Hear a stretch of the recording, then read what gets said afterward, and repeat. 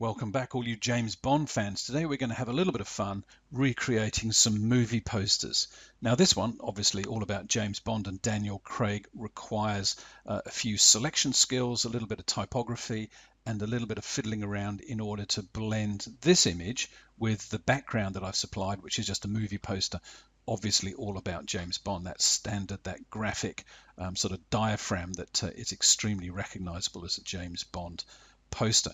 So the first thing we need to do is actually make Daniel's eyes go a little bit blue, because if you look at most of the publicity posters around, you'll see that they always sort of hand color his eyes, because he does have blue eyes, very piercing blue eyes, and I think that's kind of the point of it.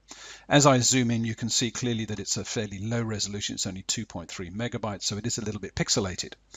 Now, I've been trying to work out what is good Daniel Craig sort of blueness in his eyes. It's around about here. It's kind of a nice sort of sky blue color. One of the things that we need to explain though before we kick off with, if I just choose a typical brush and we use a typical setting called normal and we use the opacity at 100%, I'm sure some of you out there will have done a little bit of home decorating. It's just like painting on a wall or something. The paint is opaque, and that is not a good look. And in fact, you've probably just caused all sorts of international incidents by wiping paint all over Daniel Craig's face. We need to change the way the paint goes onto the poster. And we do that very simply. I suppose we could bring the opacity down. Let's try that again. That sort of gets it, but it's kind of, it looks chalky. What we need is the strength of the black shadows in the Craig photo coming through the paint color. So I'm going to push the opacity back up to 100%, but this time I'm going to change the paintbrush to soft light and then click and paint. And you can see it's a little bit more gentle. And as I paint, the black is still quite high contrast. So if I zoom out, I think you can see it's pretty piercing, and that works very well. So you don't paint in normal mode, you paint in a slightly different mode called soft light. And in fact, overlay will do the same. Now don't forget these brushes, if I click and drag, see what it does is actually only paints the gray areas. The paint doesn't go into the lighter areas nearly so much because there's no tone in there.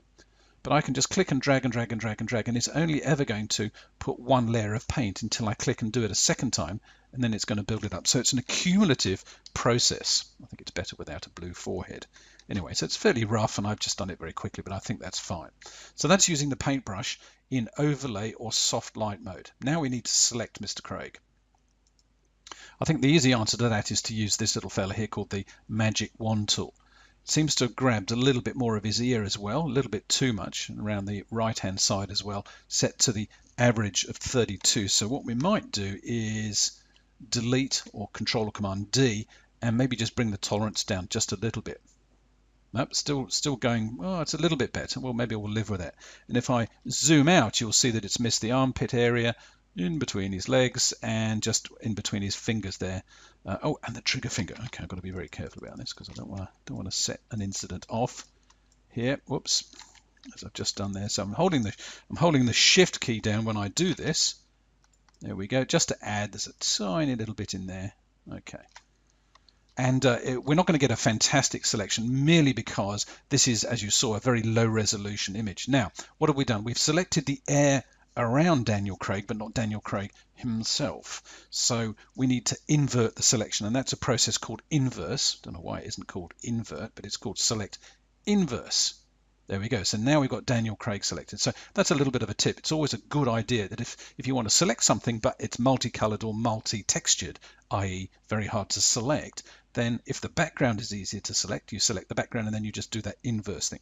Now I need to copy Daniel Craig into the clipboard memory. So Control or Command C.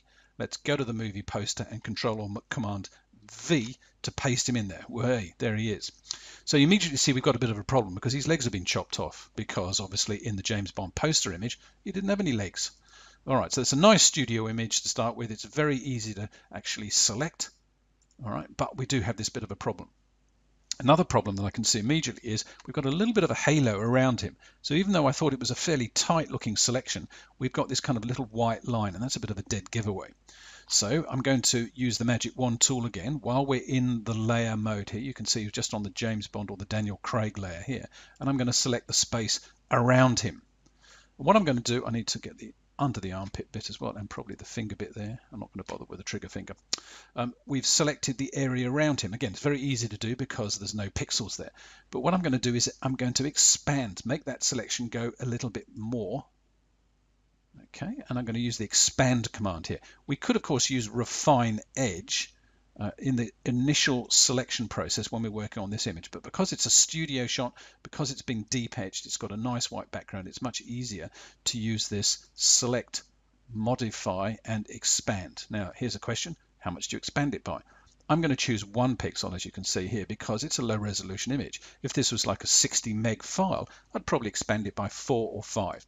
The cool thing is, I don't know if you saw it change there, the cool thing is you can just, if it doesn't work, you just try it again, just go backwards and forwards until you get the quantity right. There is no, what should we say, sort of perfect number. There is no easy way of calculating it. Now, to show you the magic, what we're going to do is hide it. We're going to go Control or Command H for hide.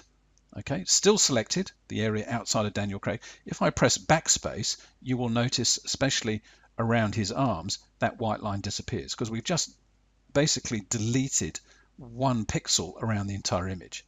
It has altered the thickness of his head and his neck a little bit, but I think we can live with that. And, well, mind you, he's holding a gun, isn't it? That's a little bit dodgy. All right, so we've still got the problem with his trousers or his legs, his missing legs. So here's what I'm going to do. I'm going to go to the background. I'm going to choose the rectangle marquee tool, and I'm going to select a chunk from the background about that much. Okay. Oh, it's come in with a very round edge. What's that all about? That's because I've had my feather set to 65 pixels.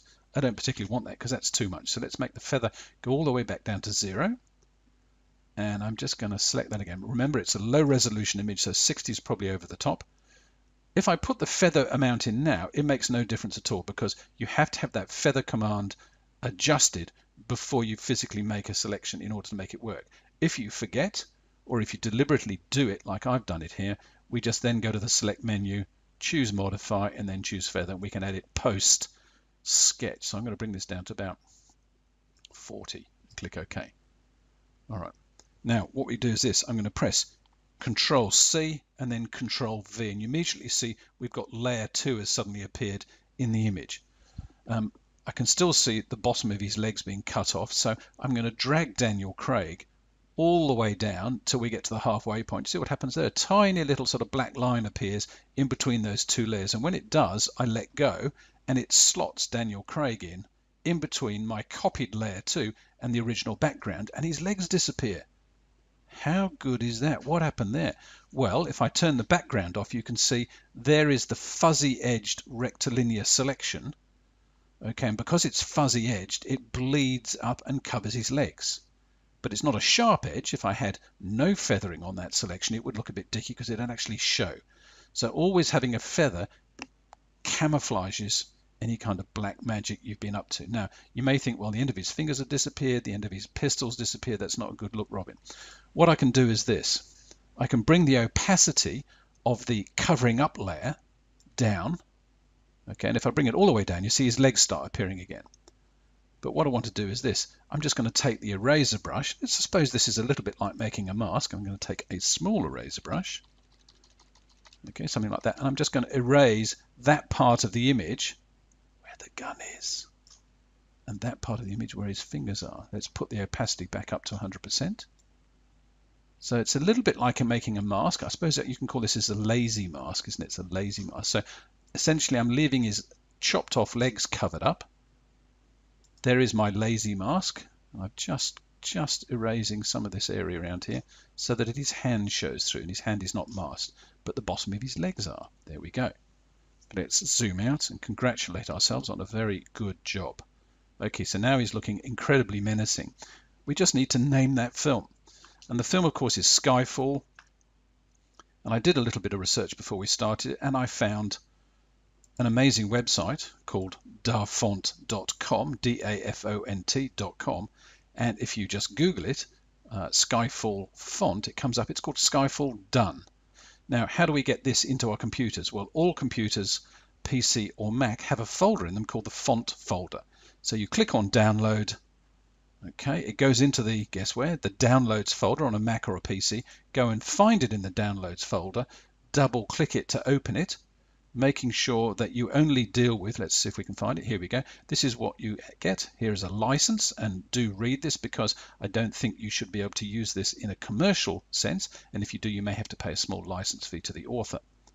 And then we've got this. This is a true type font file. It's tiny, it's 118 kilobytes. Double click it, and this is what you see. How do we install it? Well, I've just installed it on my computer. You click the install button. And again, it's exactly the same on a Mac as it is on a PC. Very easy, very quick to do. Okay, so we need the type tool. And I think it's going to remember because I've already tried this on. SKYFALL, Skyfall. And it comes out pretty much in caps anyway. Ooh, Skyfall in Daniel Craig Eye Blue. How cool is that? And it seems to work pretty well. I've got this just in terms of resolution, 161 points. We can make it bigger or smaller. You could possibly kind of have it in between his hands like that. I kind of like it across the weapon as well as the hands. I think that works pretty well. But I'm not sure if Daniel Craig eye color is the way to go there. And maybe I need to actually bring this down. Something like that. Yeah, I'm going to do that. I'm going to take a bit of poetic license, so I need to fix up the logo in the background. So there we've got Skyfall. We've got it unfortunately in blue, and I'm going to do this. I'm just going to click it. I'm going to select this, and then I'm going to choose something like the brown that we have in the background, something like that. Okay, so it's a little bit like the color of the James Bond logo. I need to sample that, so I'm going to click OK. I'm going to turn Skyfall layer off. I'm going to turn off my sort of masking fuzzy layer off. I'm going to turn Daniel Craig off, and on the background I'm going to select, but just by drawing a rectangle around the 007 logo, Control C, Control V, or Command V, of course, and then we've got an extra logo there, so that's going to be used in a moment. I'm going to go back to my background and I'm going to paint over Daniel Craig's 007 logo, just using a regular brush with a little bit of black. There we go. Oh, that's not really black. Oh, that's in overlay mode. There we go. We want nice old black paint. So it's disappeared. Good-o. So let's get Daniel Craig back on the scene. Let's get the fuzzy logo. Oh, we've got the fuzzy logo.